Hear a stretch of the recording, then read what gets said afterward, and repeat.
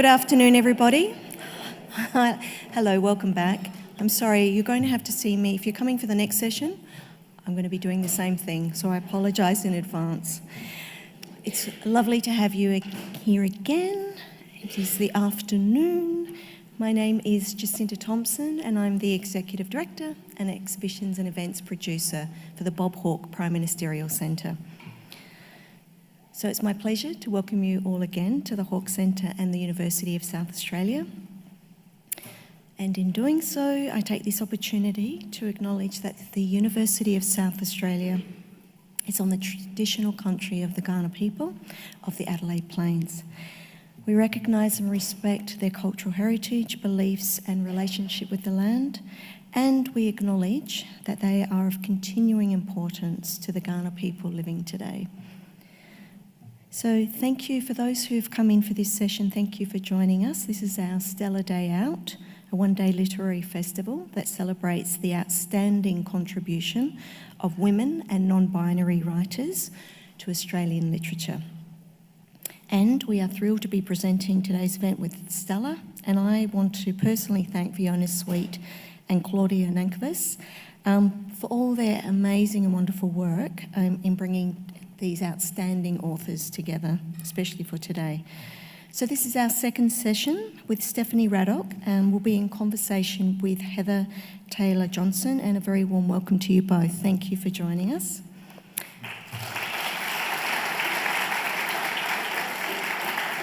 So we are recording this session, and this will be available on the Hawke Centre website next week. Again, encourage you to recommend this, suggest this to friends and colleagues who could not join us for this session. We are also live streaming, and again, I welcome the online audience. Thank you for joining us. As we are recording, can I please ask that you switch your phones to silent so we do not have any interruptions? Thank you. Okay, I'm now going to warmly welcome Stephanie Radok and Heather Taylor-Johnson. Please come and join us.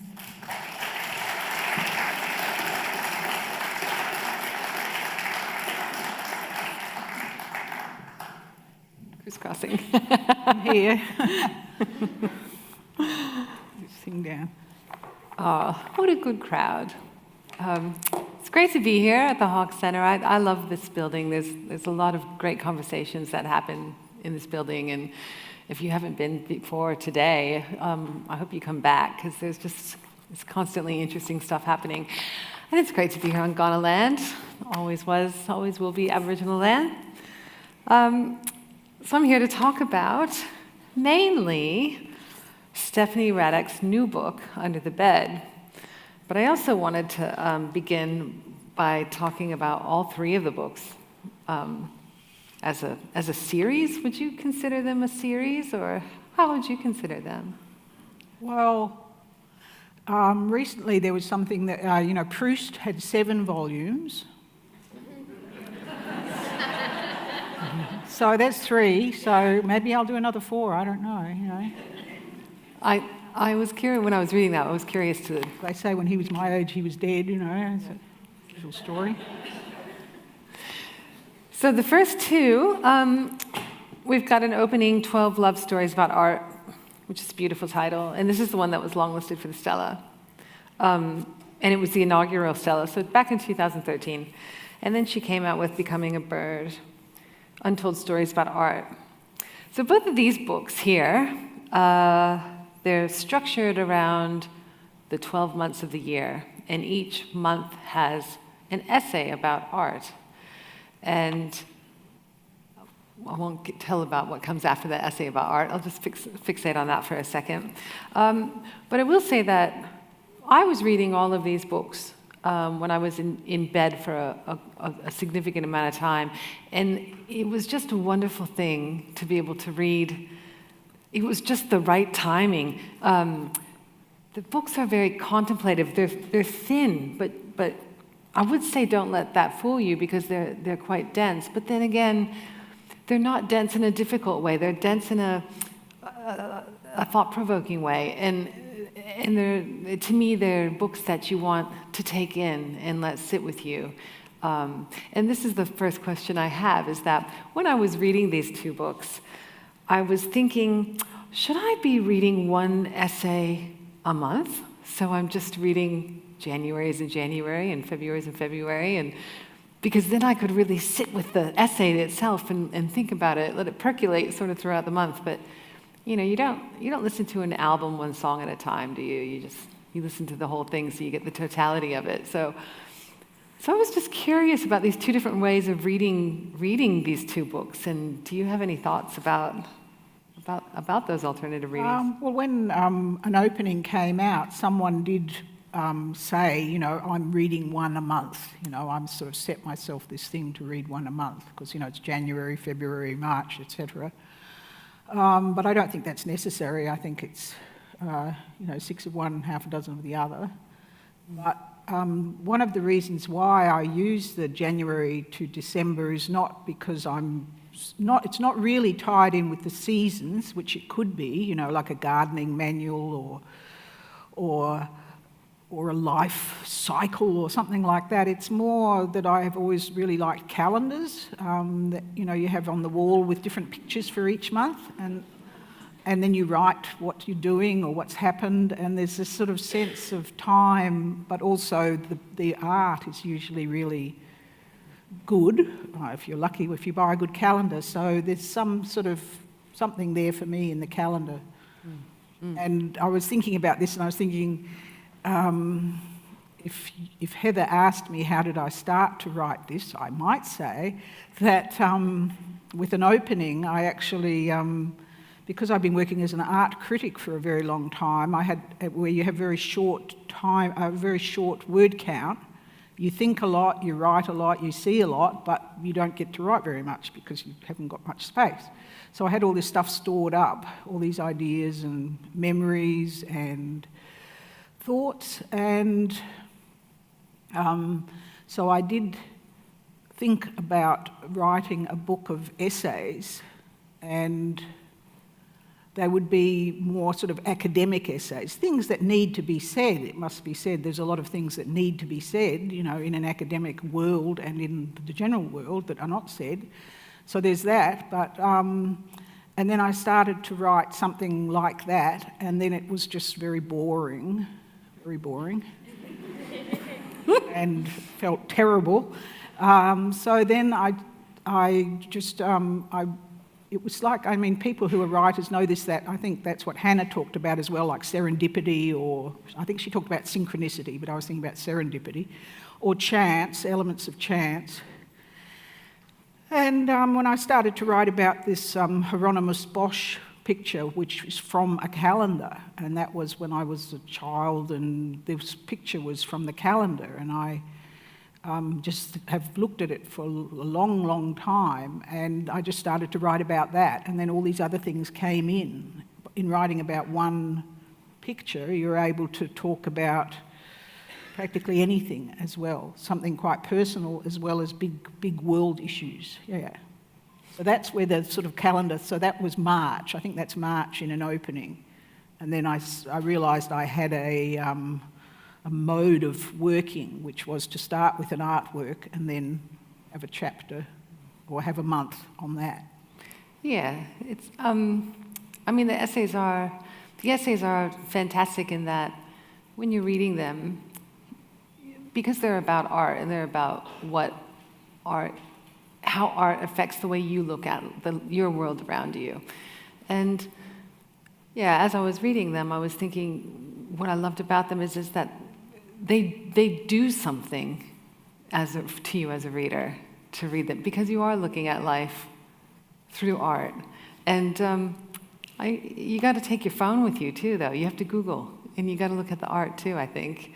Oh, to look at the pictures, Yeah. yes, that's also what people said. It took me a long time to read it because I had to keep looking things up, Yeah, but it's worth it, isn't it? And it's also, the ideal is that it's embodied. It's not intellectual, it's actually embodied, those two, the two things together, not just the one, yeah. And then at the end of your essays, each essay ends, has a little, what are those called, an asterisk or whatever, and then there's 1 to 3 paragraphs or so about your dog and about walking your dog or something your dog does. And I just thought you could speak to that and how that became part of each month, and how that became part of the structure, and why the move from art to the dog. How does that work for you? Well, I was thinking about that you might ask something like that as well. And I remember reading writers, there's two people in particular I was thinking of. Nicholas Thomas, who is a curator, or no, director of Museum of Anthropology in Cambridge, but he's Australian. He came from Australia. He's written a lot about the Pacific. And another one is Greg Denning, who is an anthropologist and historian, and also wrote a lot about the Pacific. And both of them insert themselves, Nicholas Thomas walks down the street in Auckland and sees something and then investigates it. And so it comes to life, as I say, the visceral, the 3D life. And Greg Denning does the same thing. He goes to the beach where Gauguin died or something like that. So with the dog, it was like, you've got this chapter which is about art and ideas and colours and experiences, and then you bring it back to home, which is where you are with the dog, where you have every day you're going for a walk with the dog in a particular neighbourhood, which is just as important as any other neighbourhood in the world, like we always get New York, or Paris, and it's like, well, Adelaide is, or wherever you are, that is your world, So that's what the dog, and then you can, and it's also, you have to do it. Walking the dog's an obligation, which is not always what you want to do, but then you try and turn it into something pleasant or interesting at least, It's interesting because I feel like as a writer reading a book, I'm always trying to work out what they're doing and how that's working. And I kept trying to find the connection between what you had just written with the art and what the dog has done, and make, this, that's rounded the whole thing off, and then kind of worked out, I don't think I'm meant to round anything off. And it's more about observation, like people walk the same place every day, but they don't look at what they walk past, and this is looking at what you walk past. Yeah. And being observant about it. Like at the top of our street, there's this sign that says this woman gave this piece of land to the people of Adelaide or South Australia as a national pleasure resort. And I mean, if anyone looked at it, they'd just say, it's just a block, of wasteland, but there's the sign. Yeah. And she was a Miss Ferguson, so, she probably had no children, never got married, gives this land, which is supposed to be one of the only unfarmed bits in Adelaide, Yeah. So, I don't know why. It's, and being somebody from Adelaide, it's great reading a book based in Adelaide. It's wonderful. We need more of it.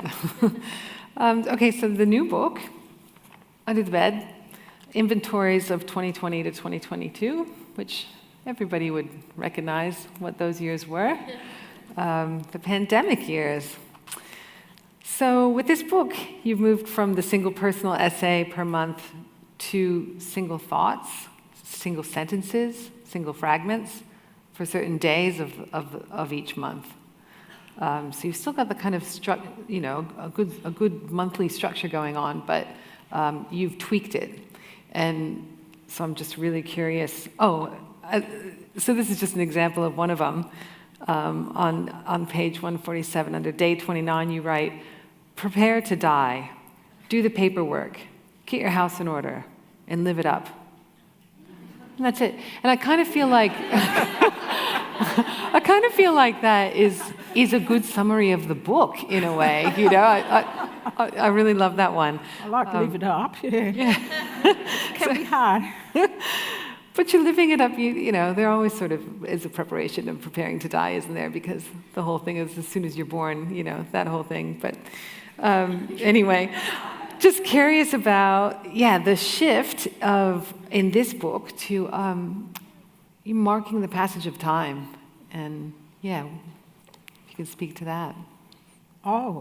Oh, Because time was very different, obviously, during, the pandemic. the COVID. Yeah, I suppose so. I think. Yeah, I don't know. I think the first section in that, Under the Bed, which is a sort of an essay, that is about the notebooks, and they are not about COVID. So COVID happened, but the notebooks have always been happening. So the COVID was just that you had to stay inside, and people were being sick, and death was on the door, at the doorstep. Yeah. I might just skip ahead because you're talking about the notebooks, and I just love this passage. I just want to read a quick passage, ask you a question about it.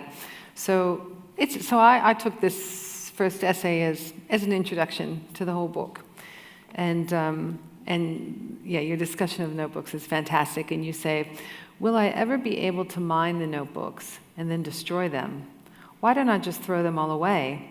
Can I relive the past? Is it safer, quieter, eternal?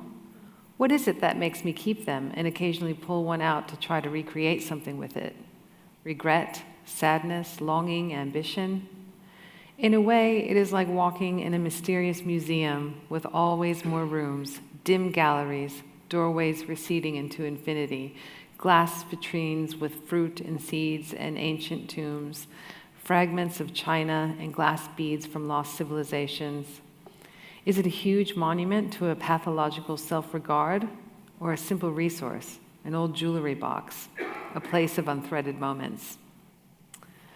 And just, knowing your writing as an artist, I love the way you sort of conjure up these museums to, the rooms are your history, and the artifacts are anecdotes, and it's a wonderful way to set up the book. And my question to you is, have you worked it out? Is it a huge monument to pathological self-regard, or a simple resource, an old jewelry box, a place of untethered moments? Oh, both and everything, yeah. It's, I'm not making anything up. It's not fiction. None of it's fiction. I don't do fiction. Why is that? Because I don't need to. Yeah, I really like biography. I don't know if probably a lot of people here do too. I like reading biography. It's always seems so amazing when you read stories about people's lives. You don't need to make anything up. There's so much strangeness, Do you have that same connection to your artwork? Oh. I think with the artwork, I have to refer to something real, yeah. And it's not a intellectual artwork. It's a very visceral artwork. So perhaps that's a bit the same with the writing. Yeah. Well, I'll get back to your artwork in a minute, but because it's in the book in bigger ways than it's in the other book. Yeah. So we'll talk about that in a minute, but I just was hoping you might read something for everybody here so they get a sense of your writing. They don't want to hear me read it. Sorry. Oh, hang on, get the other glasses out.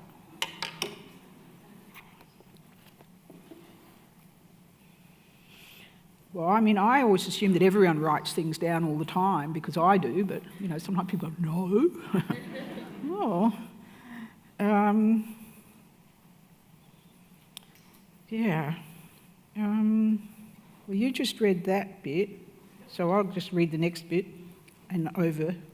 This Under the Bed, the actual piece Under the Bed, which was published by itself in Heat magazine, it just sort of came out, like the editor asked me for something and I sent her something and she went, no. I sent her something else, So then I had this somewhere in a file on my computer and sort of pulled it out and did some stuff on it and sent it off, and she really liked it. And so that's what I'm saying, I suppose, about that serendipity thing. It's sort of not really planned. There's no plan, A palace of memory. They are a garden too, old, rather overgrown, neglected, abandoned, wild, and must stay wild. The unpacking must be done privately. Secrecy and tenderness are the passwords, bywords. And the people within are often like closed books. Sometimes they open a little. Some people go out, some go in and don't appear again. The notebooks hang over me like an albatross might, if I had one. All the unspoken words piled up, heaped like earth, compost, weeds, leaves, refuse, or fertiliser. Really, I have a deep inclination to just crawl under the bed and hide. I seek oblivion and ecstasy, silence and invisibility. Under the bed there is not much room. It is full of rolled up paintings, but I think I can fit. And that's where you might find me, under the bed with the paintings, with my paintings. Yet, in this early spring, the sky glows intensely just before dark, and I must either watch from a window or go out and stand in the garden, breathing and holding the light, letting it colour me in. Tonight, I see a new moon and a star, representing to my fond imagining a woman and her dog, standing, staying, shining, finding the treasure, a year's long work. Sorry.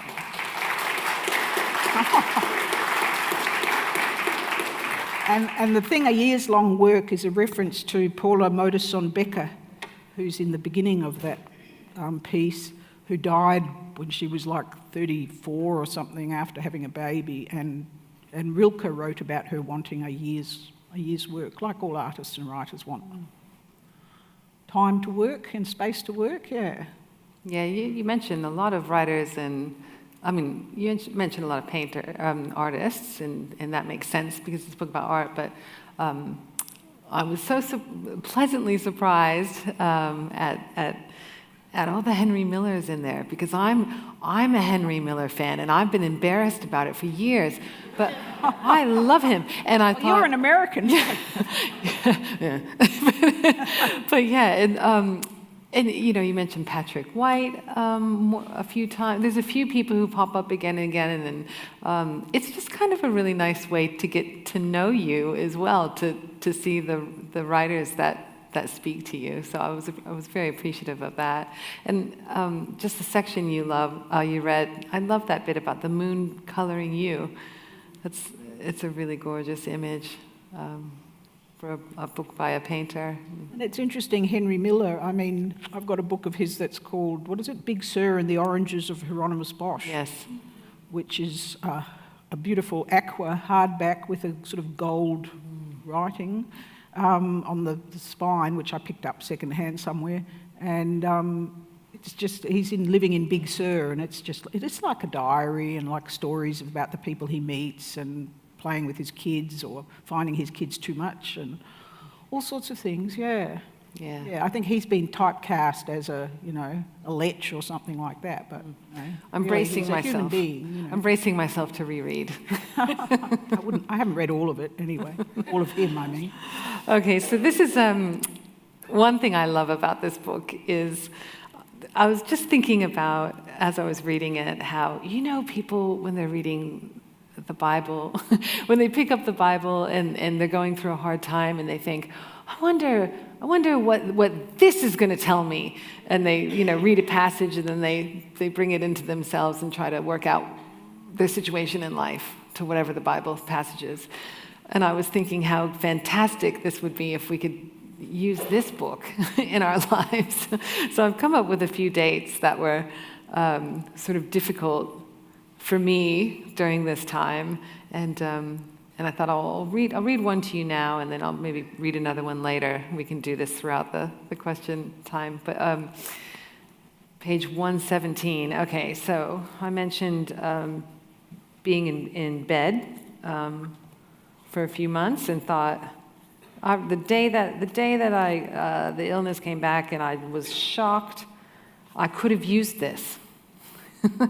And what day is that? The 23rd. I could have used this. This is what I would have read. So I want you to unpack this for me, okay? By the time you come to see me, the person at the door will look over your shoulder and say, she was here before the people who were here, before us were here. You want me to read that again? No, it's okay. That's just something that just came into my mind. Essentially, I was just thinking of that, well, I suppose of people coming to your house or not coming to your house, or coming to your house more than you want them to come to your house, or not coming at all, or whether you know someone and you like them and you wonder if you'll ever see them again. So, yeah, and then to put it into a sentence like, by the time you come to see me, they'll say, you know, she was here before we were here. It sort of, you know, starts to make a shape out of it, a rhythm out of it or something, yeah. I mean, it's interesting to think about this, of course, as a time when people weren't coming to the doors, you know. Oh, with the COVID? Yeah, I didn't think about that, yeah. I might do another one real quick. March 2. That was the day Netanyahu ceased entry for aid to Gaza, raising that bar on criminality and inhumanity. So that would be page 135. What do we have here? March 2. Roast eggplant salad with capers. Is it? Roast eggplant salad with capers. All right. So how would that help? Like, I know how it would help me. But I'm curious to know, how might that help me on a day when I find it's a difficult day? Food is a great, what's the Chinese statement, or that I know is, food is the first happiness. So I'll go back to that, you know. There's lots of food Feel in happy, here. you know, like as long as it is. I mean, you could be unfortunately sick or in some state that you couldn't enjoy food, but if you can, I think you must, yeah. And you must be a good cook, because the food that you're eating for out here is really great. So I take it preparing food and eating food is a bit of art for you as well? Yeah, I think so, yeah. There's a lot of pleasure in it, yeah. Handling things and knowing what to do and then eating them and sharing them with people. All right, I've got one more date to ask you, and then we can move on from this section. Okay, 4th of July. It's a really difficult day for me this year, being an American. That's our Independence Day, and it's usually a big celebration. So if I were to turn to this book on the 4th of July to help me get through that day, it would say, I love this one. The never-ending balance of dirt, dust, waste, debris, dreaming and working, thinking about hoarding and letting go, doing what you want and need to do instead of rearranging the chairs on the deck of the Titanic or painting them. Can you talk me through that one? That's fantastic. Oh, well, I think everyone's sort of in that situation, aren't they, in some way? So what do you mean by rearranging the decks on the Titanic? Well, I mean, how you might find yourself doing something, you want to be productive, but you find yourself doing something unproductive, and you're aware that you have limited time. So you bring it back to painting.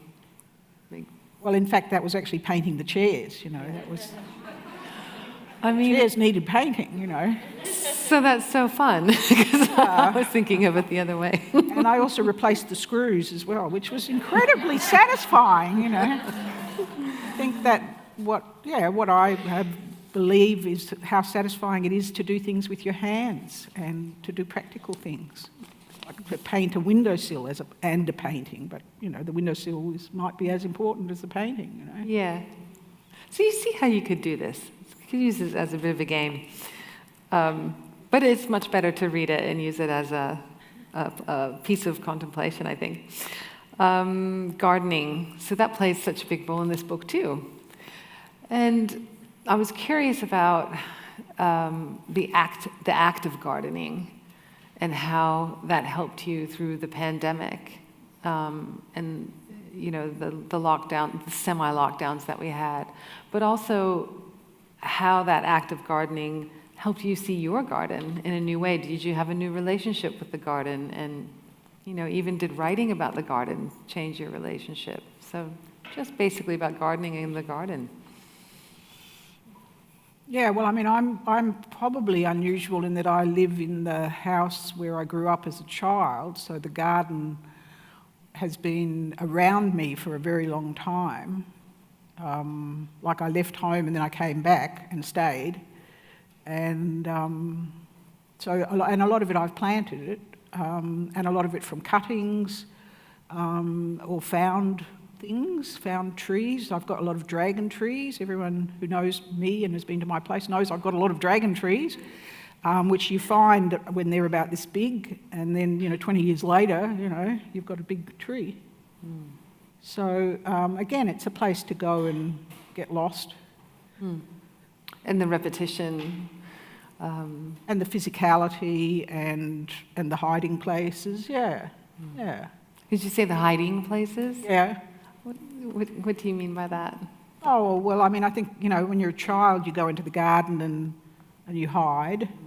Well, if you don't, you should. And, I think it's a place where you can sit and observe and not be observed. I think that is a sort of a goal. Sit under a tree somewhere and sort of watch things. Mm. Although Eno would have been with you, the dog. Yeah, well, that's right. He would have been observing you. Yeah. Yeah. Yeah, maybe. And also you see things, you'll see a bug about this big, and you'll see a bug this big, and then you'll see another one, and then you see one attacking the other one, and, there's all these things that you can see if you stop, and look, yeah. So we're going to talk about Eno, because why wouldn't we? Yeah. Beautiful, yes. Beautiful part of the book. Yes. Yeah. Well, I use the word serendipity now. It was sort of an awful serendipity because ends up dying on June 30th, 2022. And because of the book's, temporal situation with COVID and, the quote I read about, prepare to die, and it wasn't a nice serendipitous moment, but it was. And, interesting the way that happened. You're writing this book and then the worst happens to your closest mate. So I'm just hoping you can talk a little bit about Eno, but especially in relation to this quote on page 41, which is just fantastic. A woman in the park tells us we are not a woman with a dog, but a dog with a woman. Right. Well, that reminds me of, the Chekhov story, The Lady with the Dog, only because it sounds like it. Well, that's because the dog is leading the way and I'm following. That's why they said that, I think. And I guess I don't want to lead the way, the bad thing is the dog is dominating you rather than you dominating the dog, but you're hoping that no one's dominating anyone and we can be equals. Mm. And the dog dies in the book, and Kay Lawrence launched Becoming a Bird, and she was quite funny, and she said, something about in the book she was worried because the dog was sick that it was going to die. And she said, if a child dies, that's sad, but if the dog dies, it's tragic, That's what she said. It's on the Wakefield website, so it's all out in the open. And in this one, he dies on June the 30th, and he said it was for tax reasons. That's my joke. But he was very old and frail and overweight and had a great life, so... Yeah. Mm. And he was a wonderful companion. And now I've got another one whose name is Ena.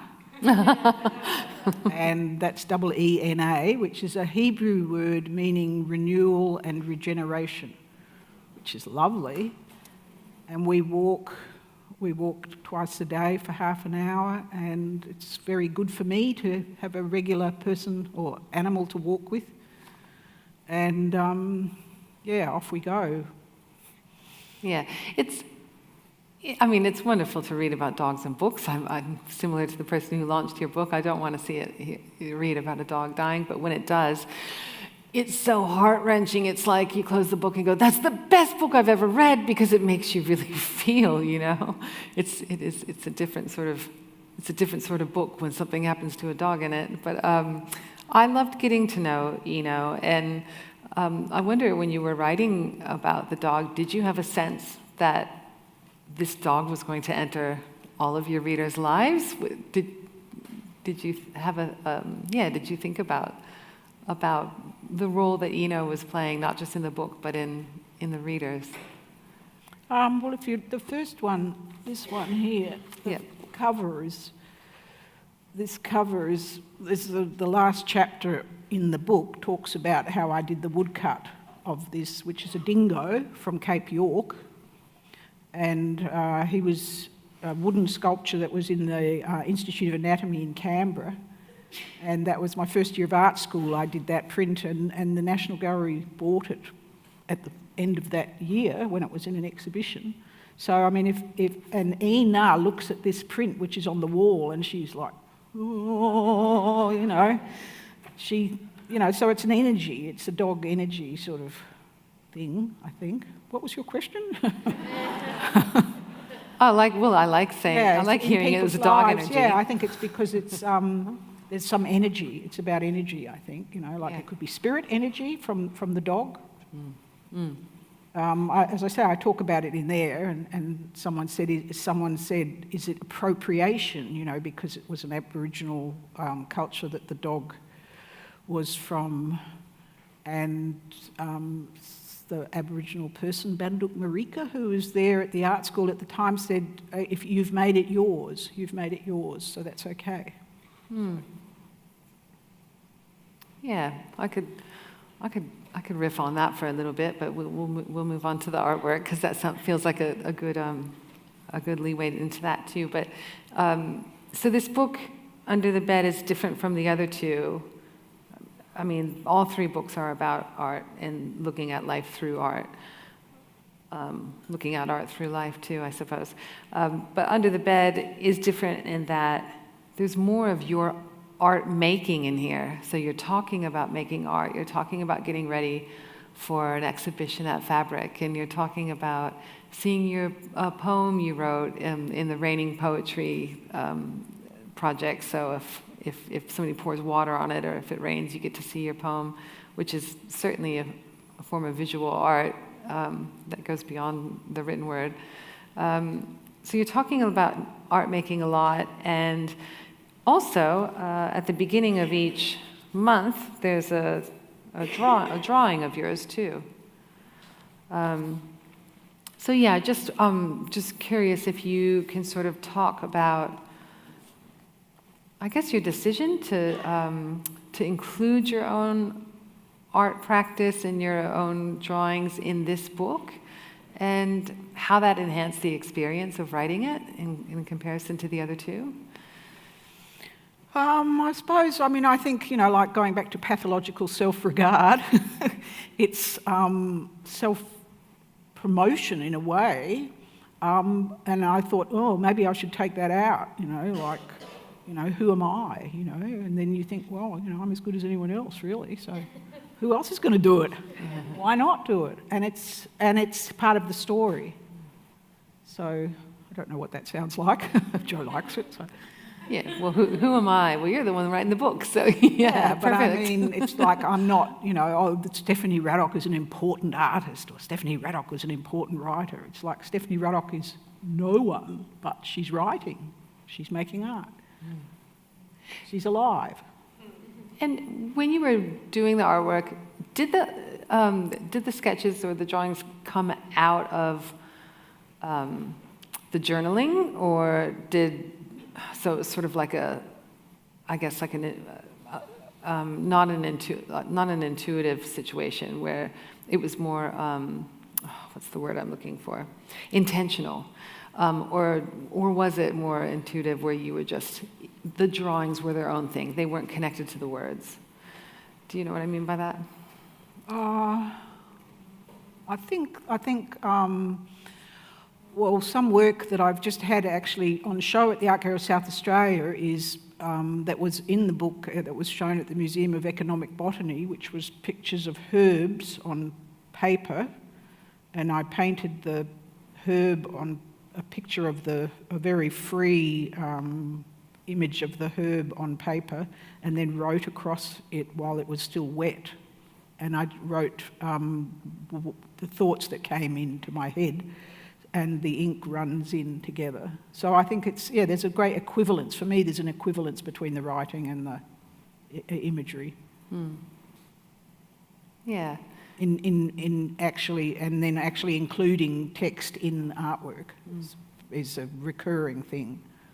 So just to stick with this for a minute, because I'm really interested in you being a dual artist, all right, as a writer and as a would you say, in this case, these are sketches? Would you call them sketches or drawings? Well, they're etchings actually. First they're drawings and then they're etchings. Yeah. So, as you're writing this book, did the two bits of you just completely come together, or did you have to choose who you were one day and choose who you were the other day? And how do you manage the two different forms of art in creating something that seems quite whole? I don't know. I mean, it's not something I think about, really. I mean, the writing is, like I say, I say to people, didn't you write something down? And they went, no, I said, well, that's right. I was saying to a couple of friends, I said, oh, you know how you write things down? And they go, no. I go, oh, okay, but I do. And with the artwork, there's a more deliberate, you have to get your art materials out, or you have to plan something or start somewhere. Whereas with a notebook, it's easier to write in that. I suppose with a sketchbook, you can sketch in that too, yeah. Yeah, I don't know. Do you always write when you're making art, or you're always writing things down? Yeah. I mean, actually thinking about it, there are, in Australia, and in other countries as well, often writers or art critics make art as well. I'm just trying to think of one. Who is it? There are Australian ones that are quite well known, which I can't think of at the moment. But yeah, I mean, if you're engaged with art enough to be an art critic, you probably want to be an artist as well, I would say. Were you an art critic first or an artist first? Yeah. Oh, well, artist first. Yeah. Nice. And then I guess you've always been a writer because you've always written things down. Notebooks and notebooks exactly, and yeah. notebooks. It's physically writing, actually, yeah. And in fact, drawing and writing, you're using your hand. Unless you're using a computer, of course, yeah. So now that you've done something with these notebooks, what are you going to do with them physically? Have you? Because you in the opening section, you talk about these notebooks, and we get a sense that you're using them now. You're using them, and so they're serving their purpose, and they're not just under the bed. And do you have plans to do something with them physically now that you've written the book? Well, there's still a lot of them that haven't been explored, so. Yeah. As I said at the beginning, it's an ongoing story, really, yeah. Yeah. It's not over. Like Hannah's box of childhood. Yeah, well, it goes back a long way, yeah. Yeah, I've got some little drawing of insects. I think because we travelled, and my mother would say, you should write something down about what we're doing, or do some sort of travel journal or something like that. And we go, we didn't want to do it. But there's tiny little bits of that, and there's one that is insects. And then they've got numbers next to the insects, and then there's the key, and then you've got written the name of the insect. Misspelt and all ups and downs, but, I think also learning another language when you're little helps you to sort of see the whole idea of translation and language as, fluid, I suppose. Yeah. So just curious also about you're writing your dreams down. So just read two dreams in here. So dreams are also, like the food and the gardening, dreams are also something that weaves its way throughout this book. So I picked out a couple that I liked a lot. And one is on the 14th of May, dream. My shoes are each different. Someone admires them. And November 2nd, dream. A gallery in a house where I destroy a few artworks. There's no front door, says a large woman. Feeling cold, I look for a cardigan and find my old thin gray one with the brass buttons from when I was a teenager. You know, they're just like these tiny little, again, just being a writer, reading this, I'm looking for, how is this connecting to the last thing you said? And how is this connecting to the whole, and I'm making my own connections, and, you know, which is probably me bringing my life into what you've written. But I also love the idea that, you know, sometimes dreams, you can sit there and pick them apart and say it meant this, but sometimes they're just there. You know, like the shoe one. It's really interesting. Yeah. So I enjoyed reading that a lot. Have you always written your dreams? Sometimes, yeah. Yeah, just, as I say, if you're writing, it might be, if something is strong, because dreams fly away, you know, like very quickly. So you have to write them quickly if there's something you want to record and maybe look at again. Yeah, you're a real chronicler. Yeah. Yeah. And do you paint to your dreams ever? No. Oh. Do I paint in my dreams, or do I paint of my dreams? Yeah. Do your dreams no. ever, give you an idea to paint, and there you go, you're off? No.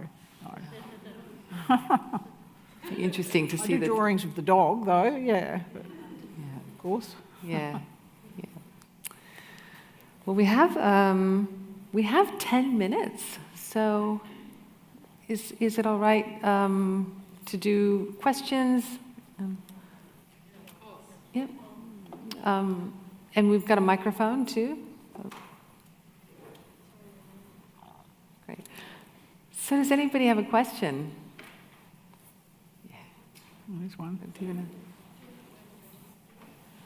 In the green sweater? Hello. My question is, you talked about learning another language. I was just wondering about whether English was your first language or... Yeah. English was my first language, but when I was 1, we went to America.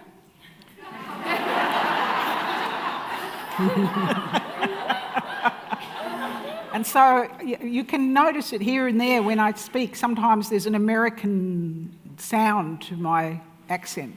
And then when I was 7, we went to live in Austria and learnt German. So we could go to a German school, not an English school. And then we came to Australia. My father's German, so that's sort of... does that answer your question? I can repeat the questions as well for the sound, if that's good. So in the green sweater?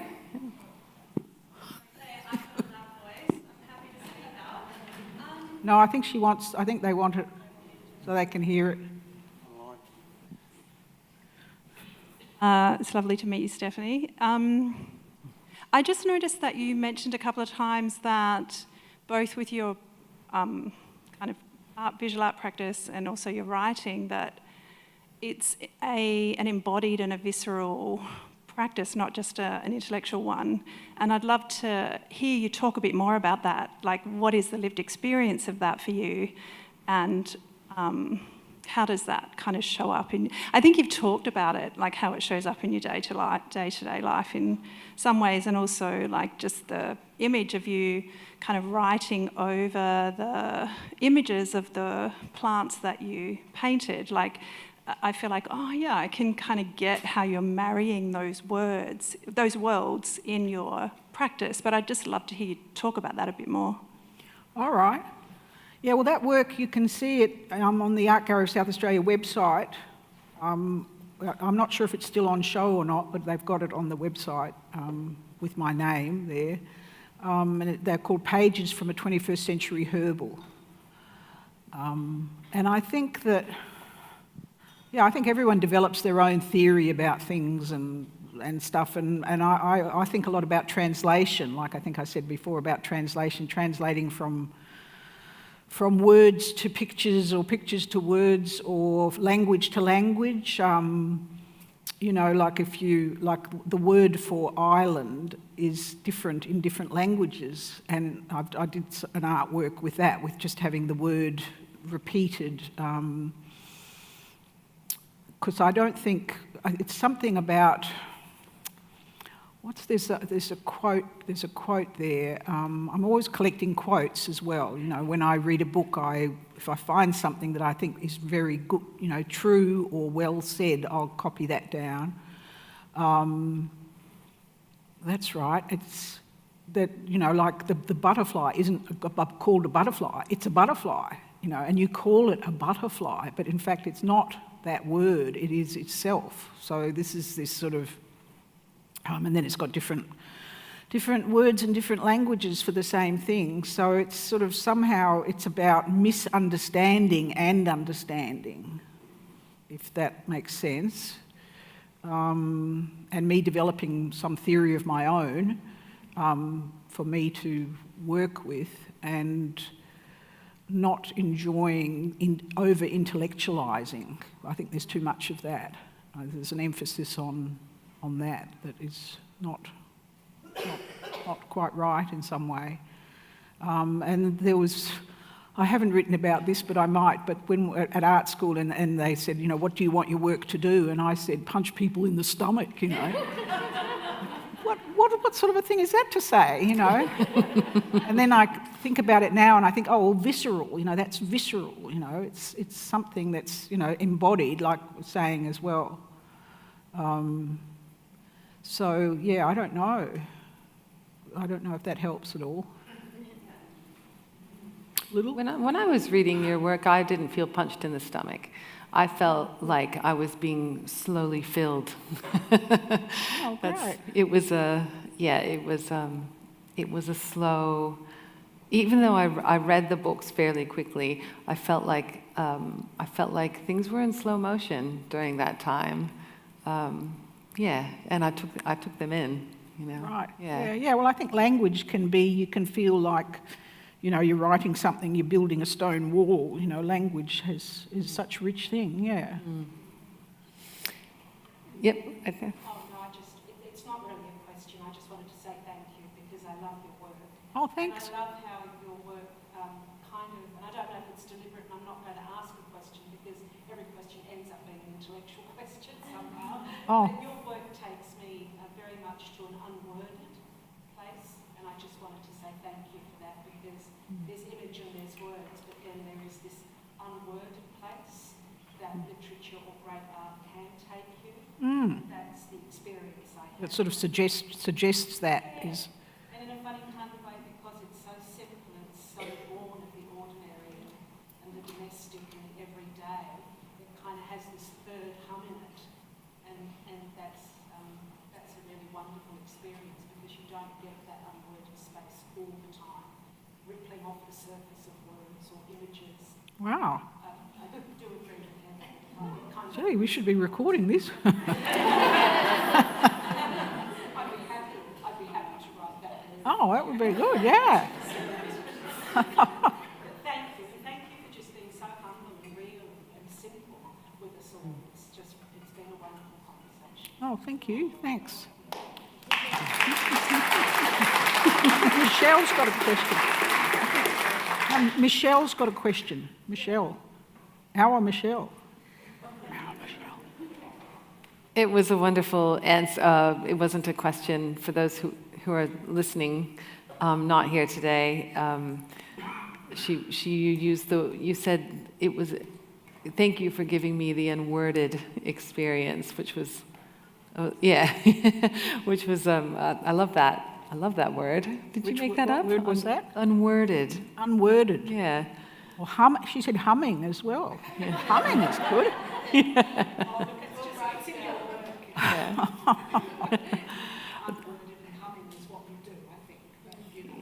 Right. Yeah, I think. And they're usually fairly flimsy things, but they can become more flimsy. I think that's a really good place to leave it with the praise. The praise for simplicity and gratitude. You are grateful, but what you write and what you give to us in your visual art is full of gratitude, I think. So, Thanks. so thank you. Thank you. Thank you.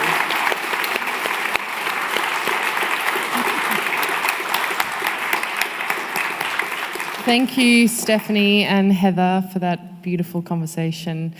Thank you all for coming again. Stephanie will be outside in the foyer where her books are for sale and she'll be signing. So if you didn't get the opportunity to ask a question, please ask her then.